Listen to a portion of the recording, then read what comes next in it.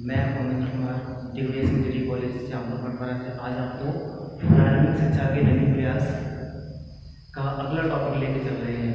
प्रारंभिक शिक्षा के नवीन प्रयास एज पर सिलेबस जो आपके टॉपिक है वो आपके संवैधानिक स्वरूप से शुरू होते हैं। शिक्षा के संवैधानिक स्वरूप से आपके शुरू हो जाते हैं, जिसमें आपके कुछ अनुच्छेद हैं और इसमें आपका बाल अधिकार और आरटीई अधिनियम ये आपके हैं। कुल मिलाकर के वो हम आपकी कवर करते हुए चलते हैं। सबसे पहले जान लें आपकी जो प्रथम यूनिट है, फर्स्ट यूनिट है एज पर सिलेबस, उसमें क्या क्या है वो पॉइंट हम आपके कवर करते हैं। इसमें आपका अनुच्छेद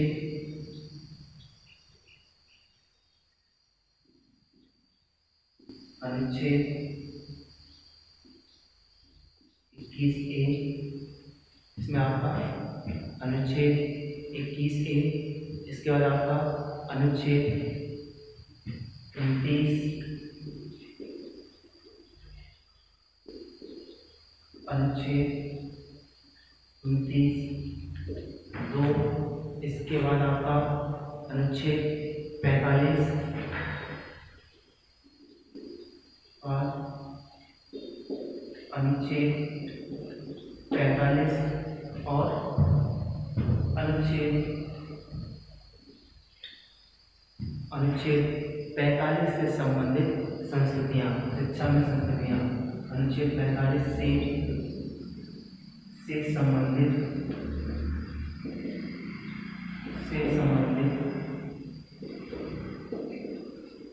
शिक्षा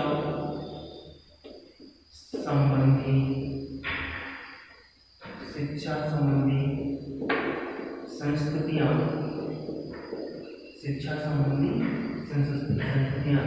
नेक्स्ट आपका पॉइंट इसमें बाल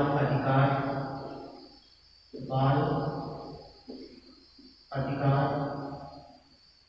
another most important point RTE 2009, RTE 2009, 1, 2, 3 और 4 and 5। These are the first point your unit first। जितने भी आपकी फर्स्ट यूनिट के पॉइंट्स हैं ये आपकी यूनिट फर्स्ट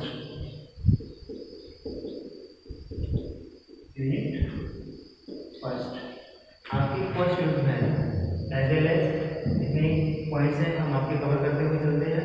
तो सबसे पहला पॉइंट है शिक्षा का संवैधानिक स्वरूप। शिक्षा का संवैधानिक स्वरूप क्या था? देखिए, स्वतंत्रता के बाद राष्ट्र के समक्ष पुनः शिक्षा के पुनर्गठन एवं भारतीयकरण की कठिन समस्याएं उभरने लगी। सबसे बड़ी समस्या भारत के सामने थी कि मतलब बच्चों को और लोगों को शिक्षित कैसे किया जाए, क्योंकि अंग्रेजों के जाने के बाद भारत में सबसे बड़ी जो अव्यवस्था थी वो थी शिक्षा की, क्योंकि सभी लोग शिक्षित नहीं थे। तो इससे संबंधित क्या हुआ, तत्कालीन शिक्षा मंत्रालय ने समस्याओं को प्राथमिकता के क्रम में हल करने के लिए राष्ट्रीय संविधान एवं वैज्ञानिक रूप से कार्य करने का प्रारंभ किया। शिक्षा संबंधित कुछ अनुच्छेद आपके हैं इस प्रकार से जो हम स्टडी करेंगे।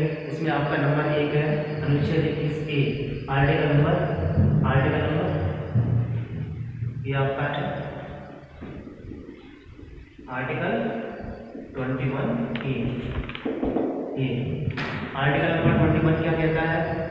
इसमें आपका दिसंबर सन 2002 अनुच्छेद 21A भाग 3 के माध्यम से 86वें संशोधन विधेयक में 6 से 14 वर्ष तक के सभी बालकों के लिए निःशुल्क एवं अनिवार्य शिक्षा के अधिकार को मौलिक अधिकार माना गया। निःशुल्क एवं अनिवार्य शिक्षा के अधिकार को मौलिक अधिकार मान लिया गया। ठीक है, इसके बाद हम बात करते हैं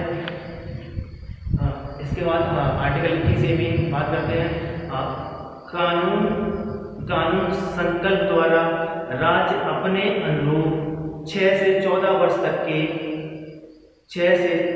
वर्ष तक के मंदबुद्धि के सभी बालकों को मुफ्त और अनिवार्य रूप से शिक्षा प्रदान करेंगे। 6 से 14 वर्ष तक 6 से 14 वर्ष तक के आयु वर्ग के जितने भी बच्चे हैं उनको क्या अनिवार्य रूप से शिक्षा प्रदान करने का कार्य करेंगे। ठीक है, ये आपका अनुच्छेद 21 ही कहता है। ठीक है, इसके बाद बात करते हैं हम आर्टिकल नंबर 29(2) अनुच्छेद 29(2) की बात करते हैं। अनुच्छेद 29(2) में क्या है? राजनीति से अनुच्छेद 29(2) आपका ये कहता है कि राजनीति के समरूप प्राप्त करने वाली किसी शिक्षा संस्थाओं में किसी नागरिक को धर्म, प्रजाति, जाति, भाषा या उनमें से किसी एक के आधार पर प्रवेश देने से नहीं रोका जाएगा।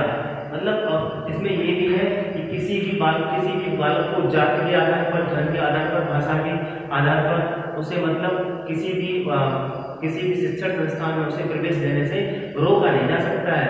ठीक, उसे प्रवेश दिया ही जाएगा। इसके बाद आर्टिकल 45 की बात करते हैं। बेसिकली देखा जाए तो अनुच्छेद 21 और 45 लगभग एक ही है।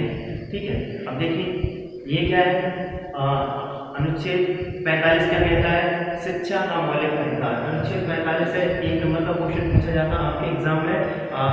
वैकल्पिक में आता है कि आर्टिकल 45 अनुच्छेद 45 किससे संबंधित है? किससे संबंधित है? शिक्षा के मौलिक अधिकार से संबंधित है। ठीक है, अब देखिए इसमें तुम्हारा क्या है? राज्य क्या कर, देखिए अनुच्छेद 45 में आपका क्या है?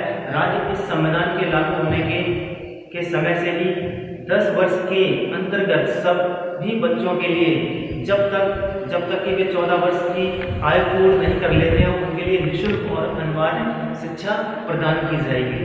ठीक, तो ये आपके इतने पॉइंट्स थे